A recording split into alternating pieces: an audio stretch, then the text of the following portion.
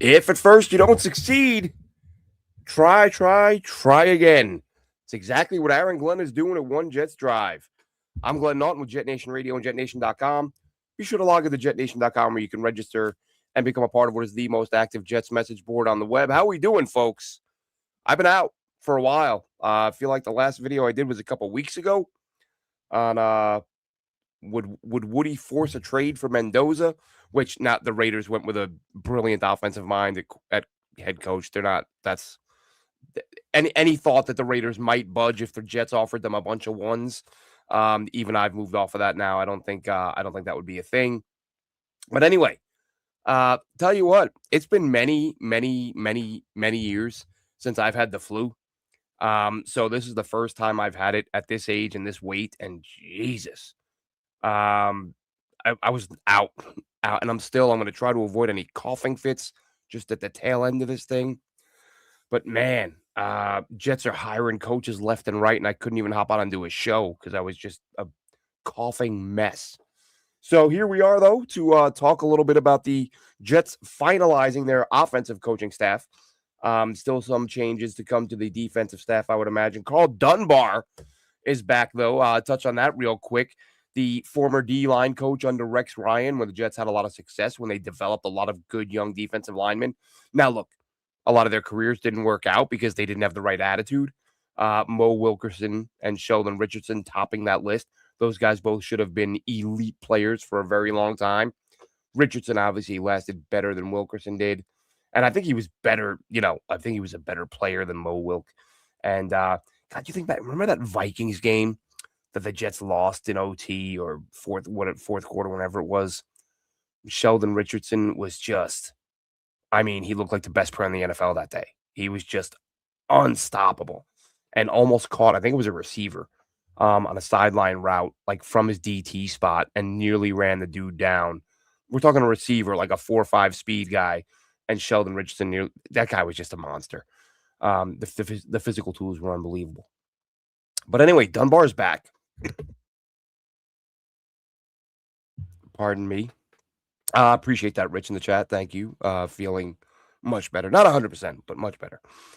So Dunbar's back, which, of course, kind of fuels speculation. Is he enticed by the fact that the Jets may take an edge rusher at 2? Be it, I think Reuben Bain is the hot name right now, but I wouldn't rule out David Bailey. And we might talk a little bit here in a few minutes about some other possibilities at 2 that maybe a ton of people aren't discussing. But on the offensive side of the ball, the Jets staff is finalized, and Aaron Glenn, give credit where it's due. 1 year after hiring a bunch of guys who were either completely new to their position or just completely new in their role, who had no experience, no track record of success. It was just it was a rookie fest. Welcome to these jobs that you've never done before. Let's all hope for the best. Now, listen, I don't have a problem with hiring younger coaches. And I don't have a problem with hiring guys who are moving to a different spot. Like, okay, you were the O-line before, you're going to be the tight ends now, or tight ends to O-line, right? We saw with Hayden. My issue with Aaron Glenn was the promise of get ready to win right away, which I knew was like, come on, dude, you guys aren't going to win right away. But if you're going to make that bold proclamation, fine. But don't then go out and hire a bunch of first timers. And I said a million times last offseason, and I want to make this clear because I don't want people saying, oh, well, this Banjo worked out and, that some of these coaches did a good job. I never said none of them would be good coaches. I just said, what are the odds of all these coaches all working out right away? That they all hit the ground running. They've never done these jobs before. Charles London was technically one of the experienced guys on the staff. But he was a running back. And you brought him in to coach quarterbacks despite having never done it well before with anyone. He never had a quarterback that played under him that you could point to and say, well, look, there might be some questions with Charles London, but look what he did with so-and-so. There was nothing. So if you're going to bring in a guy who is out of position with no track record of success, that's alarming.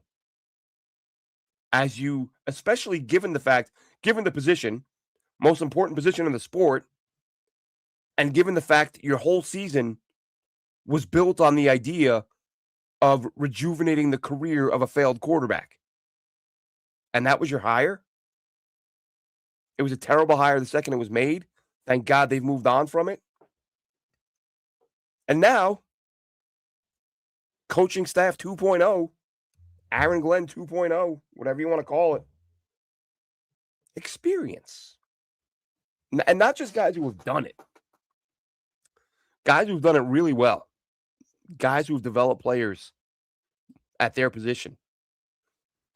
So Frank Reich, again, comes on as the OC. I think he's the most important hire the Jets have made in a while because of the history, because he's had success. He's had success with multiple teams, multiple top 10 offenses, twice in 4 years with 2 different clubs. Some success as the coach in Indy, and if you look at the circumstances there, he really did an impressive job. So he brings along a few guys who we won't be that familiar with or unlikely to be familiar at all. Thomas Merkel, Al Netter, Matthew Sargent, going to be quarterbacks and offensive assistant for Merkel, Netter's assistant O-line, and Sargent offensive assistant. All 3 of these guys worked with Frank Reich at Stanford. Netter also worked at Yale. Looked this up after the hire, where he was offensive OC assistant or OC, something along those lines. But basically, these are guys who don't have a great track or don't have an extensive track record, any track record, really. But guys that Frank Reich is obviously comfortable with. So what were the most important hires going to be, at least in my mind, was going to be OC and quarterbacks coach. So I think Frank Reich is as good as you could have hoped for. Right? I said when all this hiring started that we were probably going to see Aaron Glenn hire guys who weren't in huge demand, who weren't getting offers from elsewhere, and they weren't. And Frank Reich wasn't. And that's fine. He's not a hot name, young candidate that everyone's after, but he's a guy who has done it. I mean, he's played the position, he's coached the position, he's been an offensive coordinator, he's been a head coach. Reich to me becomes an instant, sort of one of the most important guys on the staff. Let's see. But as far as someone says Landon had some success with Geno, or London had success with Geno. Did he, though? Unless I'm mistaken, we saw Geno's production take a pretty big dip when London came on board. Geno had been much better the year before, and then London came on board, and we saw Geno's interception skyrocket. You can double check me on that, but I'm pretty sure that's the way it went, is that Geno took a pretty big step backwards when London came on board. So Reich obviously is the big name, but then yesterday the Jets announced. Actually, let's first cover the 2 before that, the 2 announcements before that. Alfredo Roberts comes from Pittsburgh. All you got to do is look at that tight end room and the way those tight ends have developed in recent years, and to me that's an exciting hire. Again, last year you went with a rookie tight end coach who had been an O-line coach, never coached tight ends. Jets tight ends didn't do a whole lot. I know Mason Taylor had a couple of 60-yard games early in the season, and then that was it. He caught the touchdown on the trick play against the worst defense in NFL history. Nice play and all, but Jeremy Ruckert, we saw a slight uptick in production, like very slight.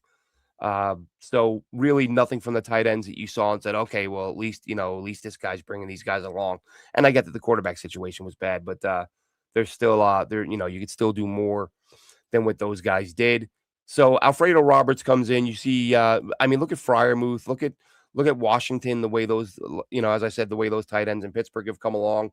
He's been doing it for a long time. He's had a lot of good players under him develop.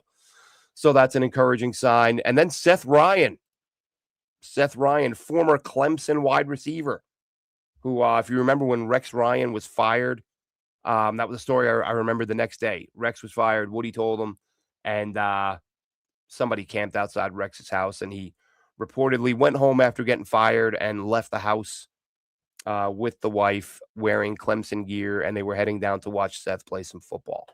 Seth now, who has worked as an assistant with the Lions for a little bit, is now the Jets passing game coordinator. And look, If you like legacy stuff and great stories, I love it. I love it.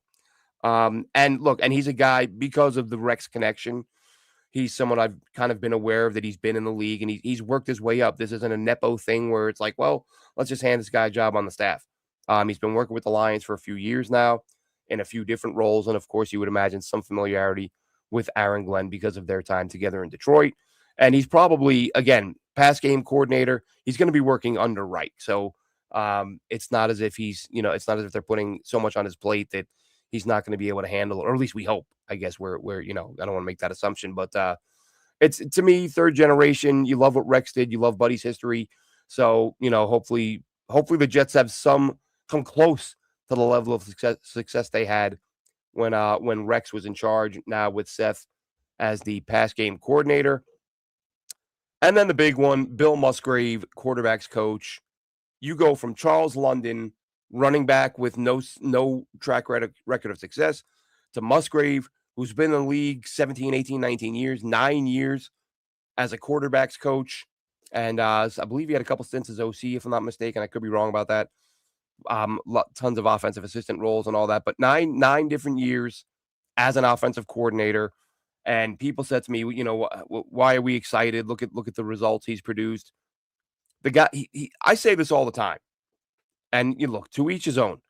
But I feel like the mark of a good coach or a great coach is, do you get the most out of the talent you have to work with? That's people talk to me about, oh, this guy wins and losses. Look, man, if you're consistently handed bad players, bad rosters, bad quarterbacks, and you don't win, I'm not putting that on you. You have to have some talent to work with. But if I'm watching a coach and I'm watching a team, regardless of the level of talent, and you feel like this guy is getting the most out of what he has to work with, that's all you can ask. Because that tells you if you get the players who are capable of winning, this guy's going to win because he always gets the most out of his guys. And so Musgrave's had some mostly bad quarterbacks.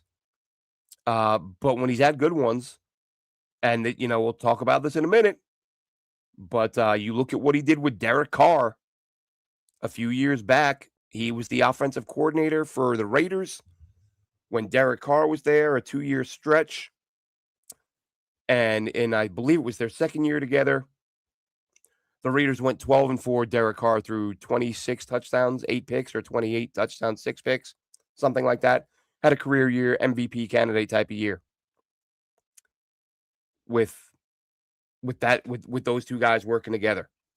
And now look at last year. And I said this not that long ago, that, regardless of what you think of Shedeur Sanders, because he was in Cleveland last year. Shedeur had some really, really bad moments under Musgrave, but he had some really positive stuff.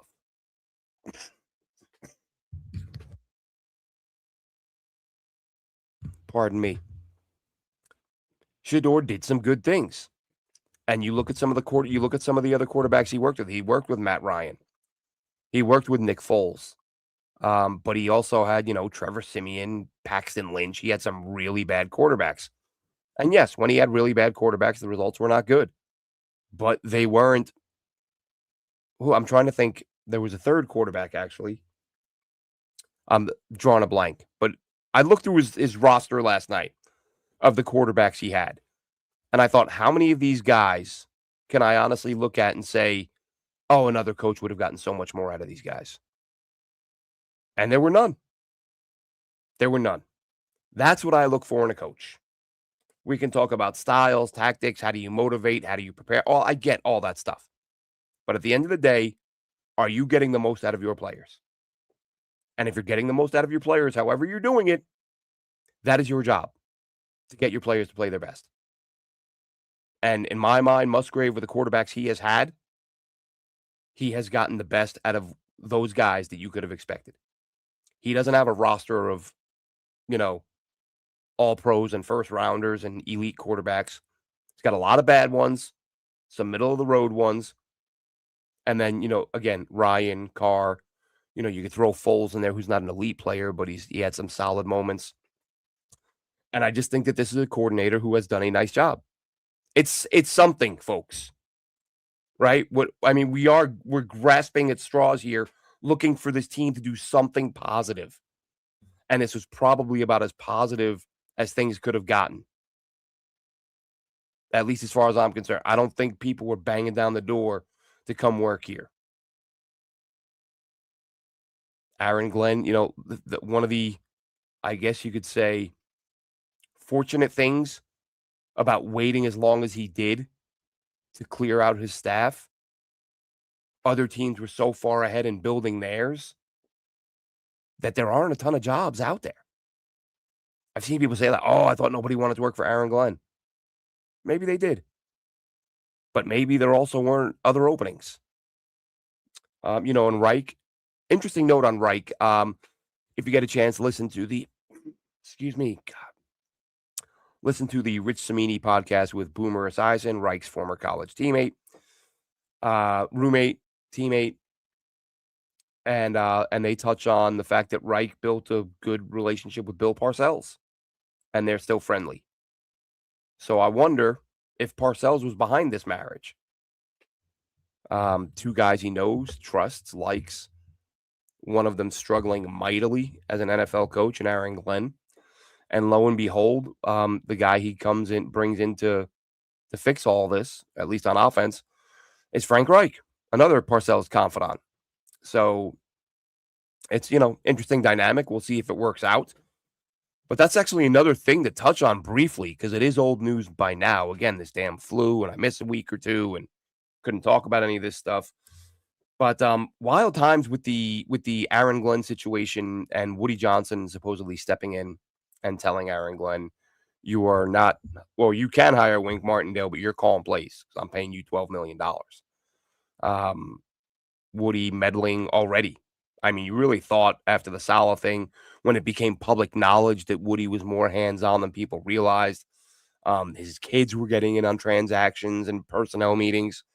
You thought he might step back a little for damage control to show, hey, I have restraint and I'll trust my people to do their jobs. Literally less than a calendar year. And Woody's jumping in there telling you, and say what you will about Woody. I don't like that he did it, but is he that far off base to do that? To say, dude, I'm paying you 12 million. And I bet Wink Martindale, given his track record, he wasn't going to be a cheap hire. He was probably, Woody Johnson's probably looking at it thinking, you want me to spend close to 20 million on two guys who are both defensive guys? No, the guy who's making 12, you're picking up the play calling. So it's one of those things. It's like, yeah, do I like that he's meddling? No. If I was him, would I do the same thing? Maybe. Maybe I might. Let's see. Let's hop in the chat real quick. A few questions in here. Who would you like to have in the QB room? Boozer asks. Great question, Boozer, because I had this conversation with somebody earlier, and it's like we'll find out with how the Jets approach this if they're actually trying to win games right away. You're going to go get Jacoby Brissett? He worked with Frank Reich in Indy. He won 7 games under Frank Reich one year. That's his career high in wins. Jacoby Brissett's never won more than 4 games in a season, other than when he played for Frank Reich and he went 7-8 in 15 starts. Kirk Cousins. How many games are you going to win with Kirk Cousins? Kirk Cousins is one of the 3 quarterbacks the Jets beat last year. And I don't hate the guy. I don't hate the idea. I just think if you're not going for somebody like Malik Willis, which Rich asks in the chat, and he rumors about him coming. All I've heard about Malik Willis is Miami. They need a quarterback. They just hired a Green Bay assistant as their head coach. So they would have seen Malik Willis up close and personal. They were apparently impressed with him. And he'd like to see Malik Willis come down there. So, and it's, again, I say all the time, if you're a young player and you can go to South Beach or New York, New Jersey, where you're going to pay huge taxes versus no taxes, all other things equal, they're both bad football teams. If I'm Malik Willis, like, and you're gonna go work with a coach who knows you a little bit already. South Beach, more money. I'd go to the Dolphins, but that's just me. We'll see about that. We'll see how that goes. Let's see. Rich says he hopes Rex can have a better understanding on reading defenses and pass it on to the QB. I guess I'm thinking you mean Seth, Rich. We'll see. But yeah, from that defensive bloodline. Boozer, how we doing? Boozer says more experience, excited to see the improved coaching and hopefully on the field as well. That's the goal, right, man? I mean, got to get better. And I don't want to say it can't get worse because I feel like I've been saying that for years and it just keeps getting worse. Likes to see that I'm encouraged. Well, thank you, Boozer. And Boozer says he remembers me not liking the coaches last year before the season started. I'm not. I'll admit it. I got annoying. I wouldn't shut up.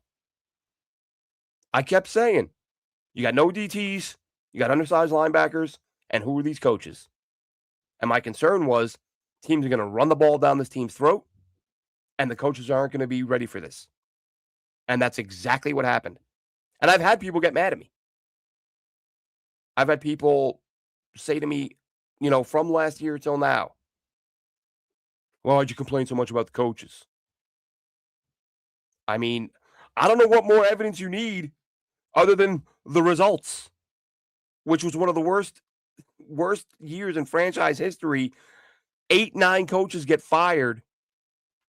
A lot of those guys I don't think got picked up anywhere else. I know Angstrand got a job. But really, all in all, that was a disastrous staff. I said it was. It turned out to be.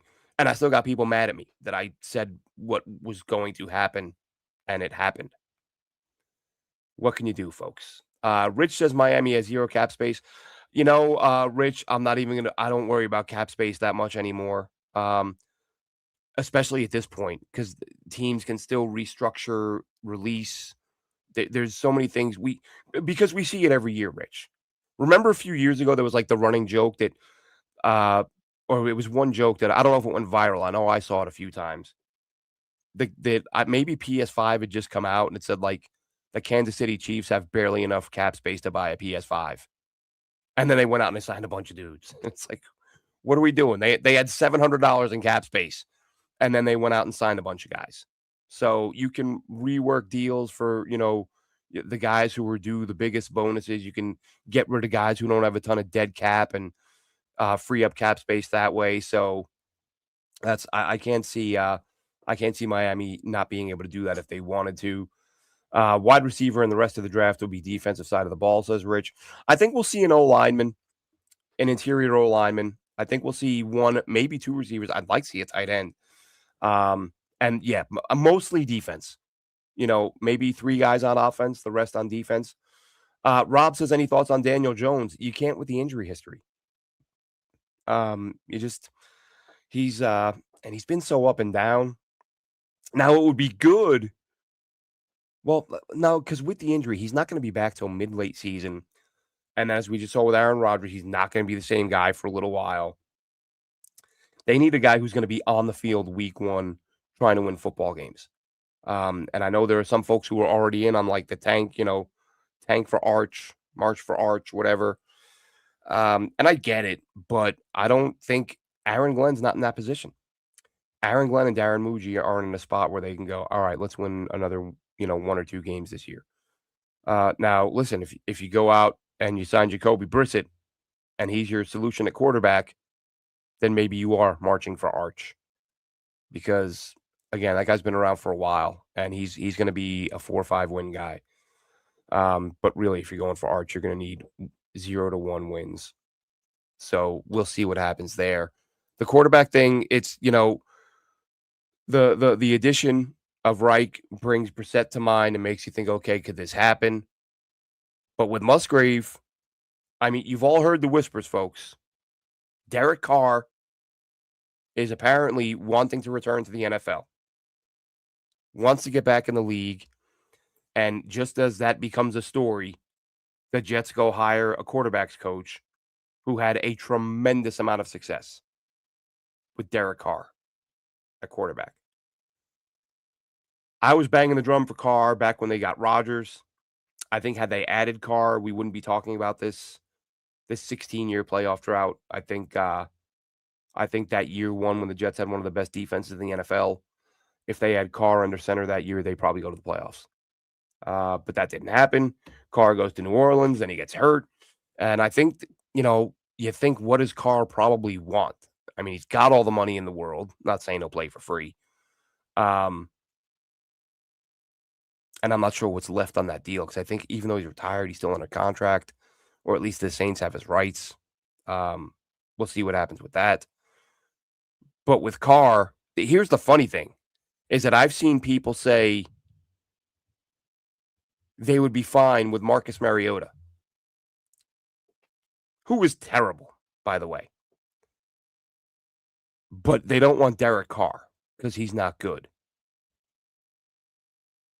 And I'm like, what are you talking about? Marcus Mariota? You would prefer him to Derek Carr? That's insanity. That's insanity.